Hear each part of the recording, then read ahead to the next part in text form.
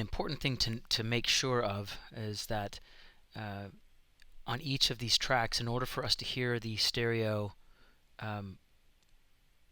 version of that track, because these are stereo files, as you can see, you got 2 lines instead of 1, but GarageBand will automatically set that depending on how your inputs are set.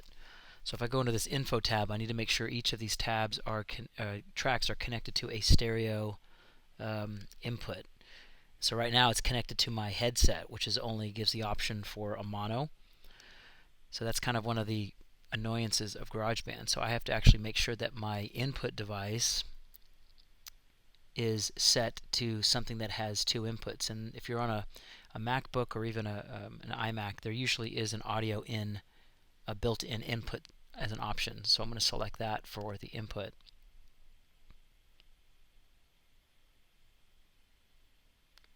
And so that'll give us the option over here for each track to select it as a stereo track instead of a mono track. But the key is we have to do that for each of these. So we got to go down this list.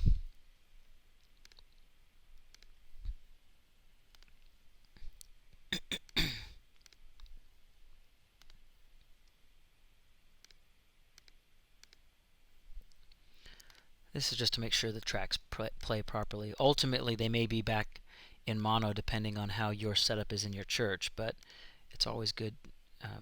I always like to keep things in their true format until I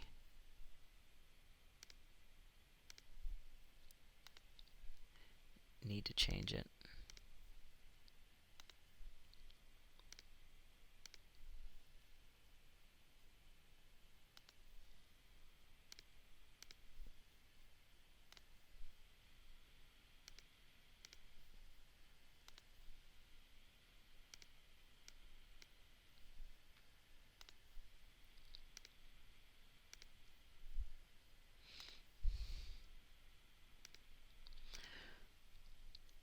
Okay, so I've selected a stereo input for all of these tracks. So now when I hit play on the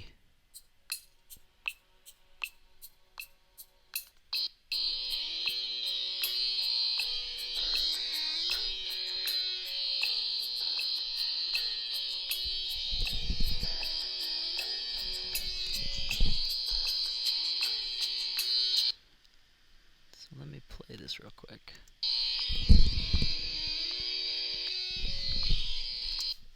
Okay.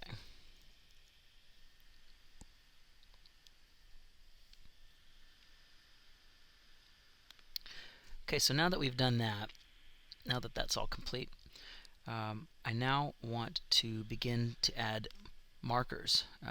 Markers are going to be important so that when I import it into Mainstage, I'll be able to jump around in the song the way I would in Ableton.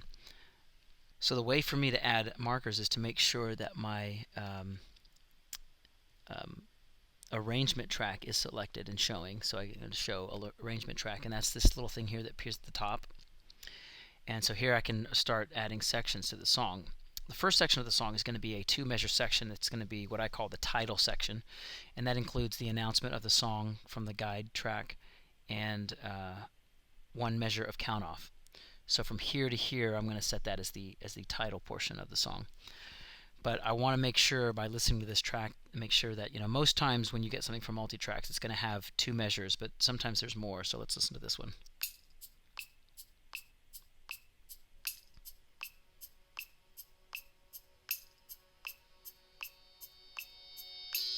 So it seems that the intro starts here on measure 4, so I actually want to kind of shorten this. I don't want that really long intro at the top. So what I'm going to do is grab this and just shorten it by 1 measure and then move that over.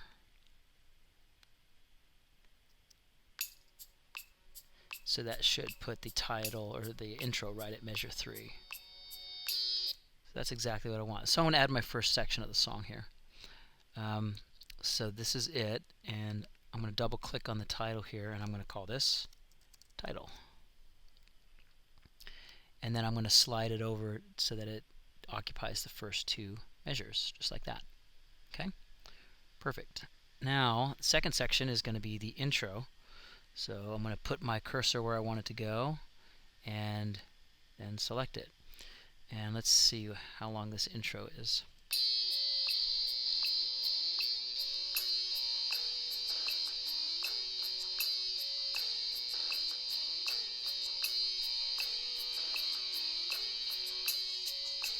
Okay, so I think that is where the verse starts. So this section here is going to be the intro. It's a 4-bar intro, and I'm going to call it intro. And then I'm also going to suspect that this section here is the verse. So I'm just going to add the verse. And I'm assuming that's a verse 1. So let's listen through.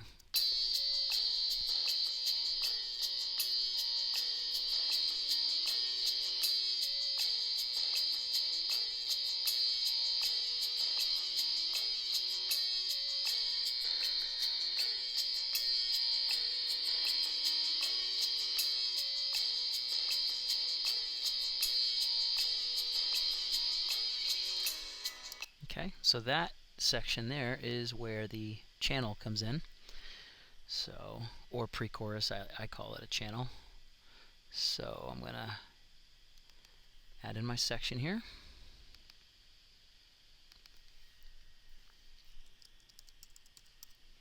Okay, and I'm going to go ahead and fast forward. I think this is the chorus here.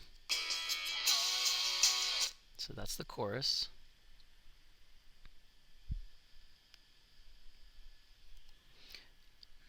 And there we go. So we're just going through the song and just adding all the sections.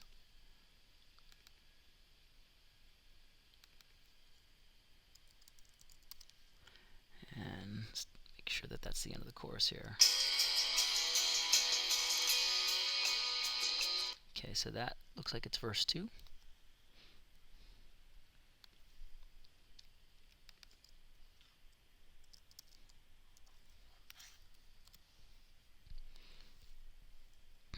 Okay. Again, there's the channel. So we're just stepping through. Now, the good thing about, being able to add the markers at this stage is that, every time you do a new session in Ableton, you have to re-add all your markers. So, even though this is a tedious process, we're only going to ever have to do it once. Once it's stored with the song, it'll be with it. Okay.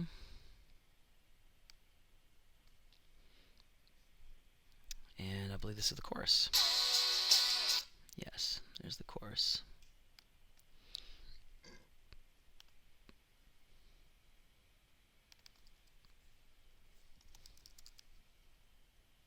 Okay. So I think it might repeat the chorus. Let's see here. So whenever I see a repeat, so that I can distinguish it within Mainstage, I like to differentiate between repeats, and I do that by putting them in a parentheses, as opposed to a chorus 1 or a chorus 2, which would be either separate lyrics or a separate chord progression. This is the same chorus repeated, so therefore I put it in repeats. That's just how I do it. It's no particular rule, but I think it makes it clear. So then this section is going to be chorus also in parentheses, second repeat.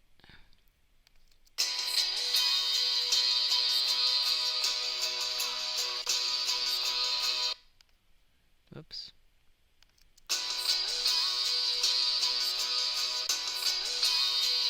Okay, so this section here is the bridge.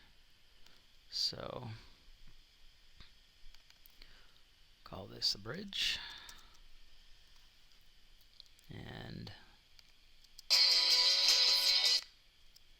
I'm not sure why this is, probably because of the screen recording.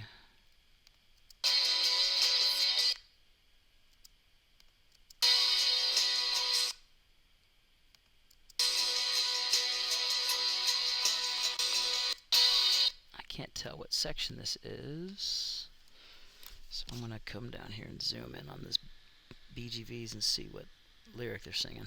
I can see a light that is Okay, so that's still the bridge. So the bridge seems to repeat. So I'm just going to do the same thing here, and I'm going to call this pass 1.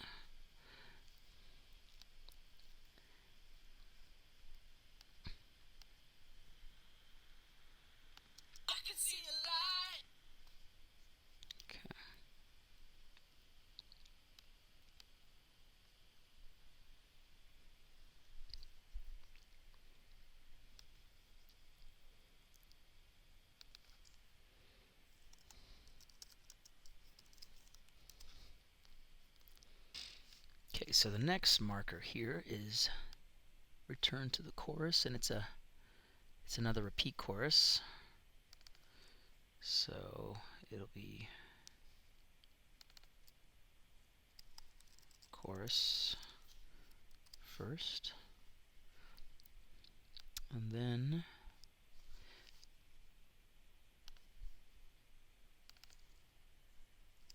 chorus, second repeat.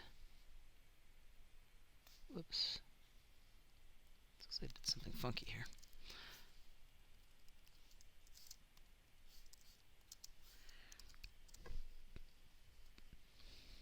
Okay, and then finally, I believe this section here is the outro. Alright, so that should be our last section. Call this outro. And I believe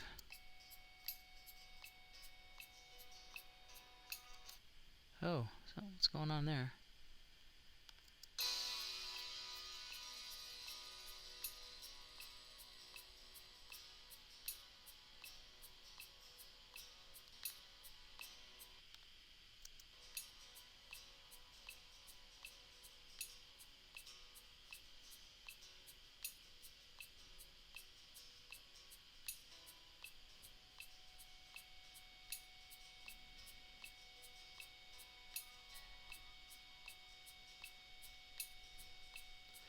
It seems oddly enough that this track totally abandons the click, which I've never come across that one before. So what actually I think I'm going to do is figure out where that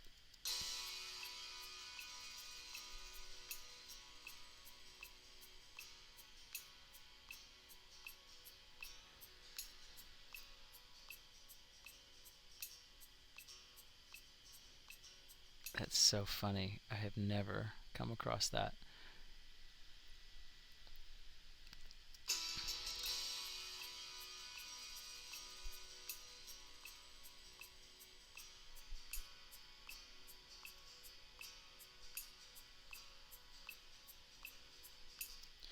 So I'm going to end the song right here.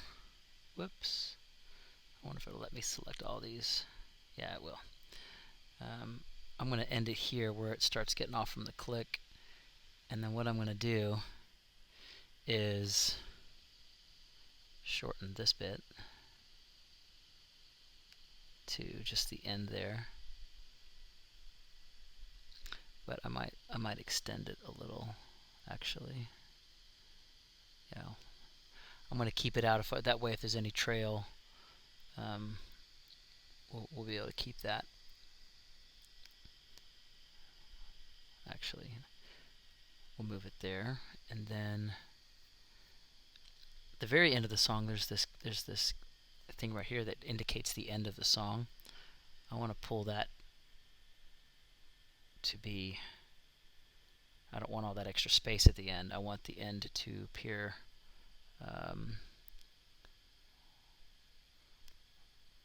there. And I'm going to go ahead and extend that section all the way to the end of the song. I do want to make sure that that arrow points to a actual bar line and not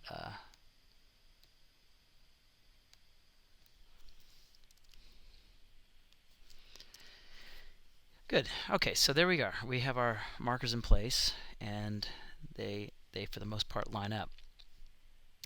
I'm going to go ahead and save changes we've made. So file, save.